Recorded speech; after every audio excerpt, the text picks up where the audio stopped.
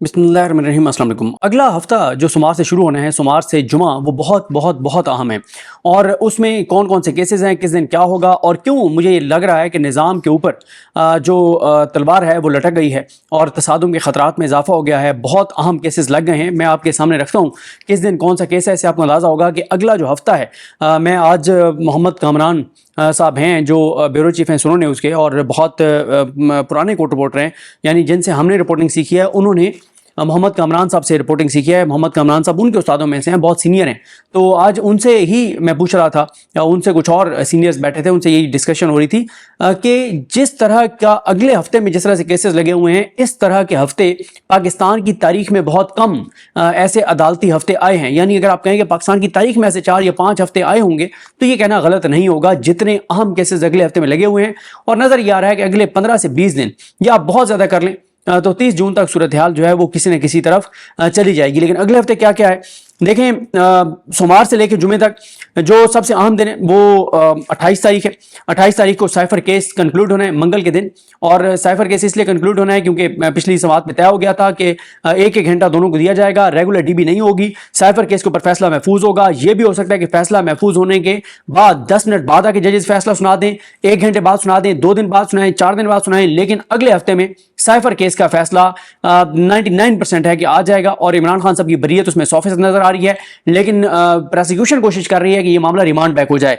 उसके बाद 29 तो बहुत ही इंपॉर्टेंट दिन है। बल्कि 28 से पहले भी मैं आपको अगर 27 को बता दूं तो 27 को समी इब्राहिम साहब का नाम जो ईसीएल में शामिल किया गया है, भोंडे और बोगस केसेस की बुनियाद पे, वो है ही नहीं। और एक जाली किस्म की चीज़ें बना के, जाली रिपोर्ट तैयार करके और सिर्फ उनसे इंतकाम लेने के लिए समी इब्राहिम साहब का नाम इसमें शामिल किया गया। ये मामला मोहसिन अख्तर कैनी साहब के पास है। और इमरान रियाज साहब का मामला जो है वो 29 को बुध के दिन जो है वो है आमिर फारूक साहब के पास। समी साहब का तो 99% हमें यकीन है कि क्योंकि मोहसिन अख्तर कैनी साहब के पास है, उनका नाम निकल जाएगा।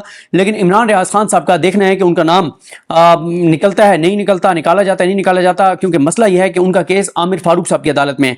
और बदकिस्मती से आमिर फारूक साहब का रियासती इदारों के साथ जो रवैया है वो बहुत मुख्तलिफ है। वो रवैया नहीं है जो 7 बागी जजेस का है।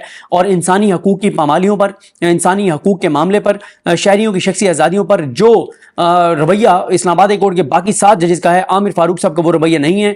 अब देखते हैं कि आमिर फारूक साहब इस वाले से क्या करते हैं। हम बार बार आमिर फारूक साहब से इस्तदा कर रहे हैं कि खुदारा इंसानी हकूक की पामालियों पर, शख्सी आज़ादियों पर कुछ ऐसे फैसले कीजिए जो आपके हलफ के मुताबिक हों और जिस पे हम फिर आपकी तारीफ कर सकें, लोगों को बता सकें कि नहीं यार, आमिर फारूक साहब की अदालत से अब फैसले ऐसे हो रहे हैं जो आइन और कानून के मुताबिक हैं और जो किसी भी जज के हलफ के मुताबिक हैं। उसके बाद आज है जनाब 29 को इद्दत केस का फैसला सुनाया जाएगा, जो फैसला महफूज है जज शाहरुख अर्जुमान ने। और इस पे पहले भी आज भी उलमा ने प्रेस कॉन्फ्रेंस की है।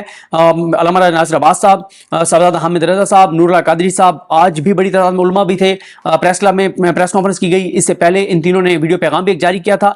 और अल्लामा राजा नासिर अब्बास साहब ने तो बहुत सख्त गुफ्तगू करते हुए कहा है कि ये जो दीन ने जो कुछ चीज़ों में रेड लाइंस मुकर्रर की हैं, उन रेड लाइंस को क्रॉस करने के मुतरादिफ है। और उन्होंने कहा कि इस जज कुदरतुल्लाह है, फैसला सुनाने वाला, इसको ज़रा बुला के इससे पूछें कि इसको इस्लाम कितना आता है, दीन कितना आता है। इसने दीन का मजाक उड़ाया है, इस्लाम का मजाक उड़ाया है। बहुत सख्त उन्होंने गुफ्तगू की है जज कुदरतुल्लाह के बारे में, जिसने ये भोंडा, घटिया, गलीज, नीच केस जो है जिसका उसने फैसला सुनाया है। और ये 12 तारीख में ये चीज़ें लिखी जाएंगी किस जज ने क्या किया।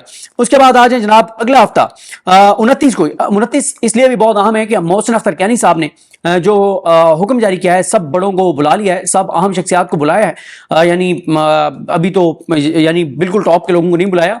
अभी वजीर कानून है, सेक्टर कमांडर ISI है, सेक्टर कमांडर MI हैं, सेक्रेटरी दाखिला हैं, सेक्रेटरी दिफा हैं, अटॉर्नी जनरल पाकिस्तान है, इन सबको बुलाया हुआ है। और उसमें 2 चीज़ें बहुत अहम है। पहला यह कि पाकिस्तान की अदालती तारीख में पहली मरतबा किसी भी जो हाई कोर्ट की तरफ से प्रोसीडिंग लाइव करने का हुक्म दिया गया है। और दूसरा मामला यह है कि मोहसिन अख्तर कैनी साहब ने इंटेलिजेंस एजेंसीज के हवाले से वो सारे सवालात पूछ लिए हैं जो पाकिस्तान की अदालती तारीख में आज तक किसी अदालत ने इतने कंप्रीहेंसिव अंदाज में नहीं पूछे कि आप किस कानून के तहत काम करते हैं, दायरा इख्तियार क्या है, फंड्स का मामला है, SOPs का मामला है, खुद एहतसाबी का मामला है, शहरियों को जिनको उठाया जाता है उनको खाना जो खिलाया जाता है वो पैसा कहाँ से आता है, वो फंड कहाँ से आता है, और आज तक कितने लोगों के ऊपर FIRs हुई हैं, کتنے لوگوں کو شامل تفتیش کیا گیا ہے, کتنے لوگ ان سے برآمد ہوئے, ملٹیپل چیزیں. اتنا کمپریہنسو آرڈر پاکستان کی عدالتی تاریخ میں کسی نے نہیں کیا. اور یہ وہ کیس ہے جس میں جو ہے وہ چیزیں ٹریگر ہو سکتی ہیں. اس پہ میں بڑی تفصیل سے اس سے پہلی ویڈیو میں بتا چکا ہوں کہ ممکنہ طور پر کیا ہوگا, ڈراپ سین ہو جائے گا, تصادم ہوگا, چیزیں کس طرف جائیں گی, اس میں تفصیل میں نہیں جاتا. وہ آپ میری لاسٹ ویڈیو اگر دیکھنا چاہیں تو دیکھ لیں, اس میں نے سارے سینیریوز ڈسکس کیے ہیں. پھر 28, 29 اور 30 مئی ان تینوں دنوں میں NA 46, 47, 48 اسلام آباد میں جو جعلی مینڈیٹ کے ذریعے نون لیگ کو جتوایا گیا ہے, اس پہ جسٹس طارق محمود جہانگیری صاحب نے بہت سخت حکم جاری کیا ہے کہ کوئی ڈیلیئنگ ٹیکٹکس نہیں ہوں گے, کوئی ڈرامے بازی نہیں ہوگی, کوئی اداکاری نہیں ہوگی, کوئی فنکاری نہیں ہوگی, کوئی گھٹیا کردار نہیں ہوگا. انہوں نے کہا ہے کہ الیکشن کمیشن آف پاکستان سارا ریکارڈ جمع کروائے اور اس ریکارڈ کے ساتھ جمع کرانے والے بیان حلفی دیں. ROs کو طلب کیا گیا ہے, نون لیگ والوں کو طلب کیا گیا ہے, جو نہیں آیا اس کو اس کے اشتہارات جاری کرنے کا کہا گیا ہے, اشتہارات چلانے کا کہا گیا ہے, اور کہا ہے کہ اگر نہ آیا نون لیگ والے اور یہ جو ROs ہیں, بیوروکریٹس ہیں, جن کو قاضی فائز صاحب نے بطور RO بحال کیا تھا, تو اس پہ انہوں نے کہا تھا کہ ہم وارنٹ گرفتاری ان کے جاری کریں گے. یہ تینوں دن بہت اہم ہیں کیونکہ جسٹس طارق محمود جہانگیری صاحب نے کہا ہے کہ جو یہ فارم 45, 46, 47, 48, 49 دیں گے, ان کا ہم فرانسک پاکستان کے باہر سے بھی کرائیں گے, اور اگر جس نے فوجری کی, جس نے جعل سازی عدالت کے ساتھ کی, اس کو جیل بھیجا جائے گا.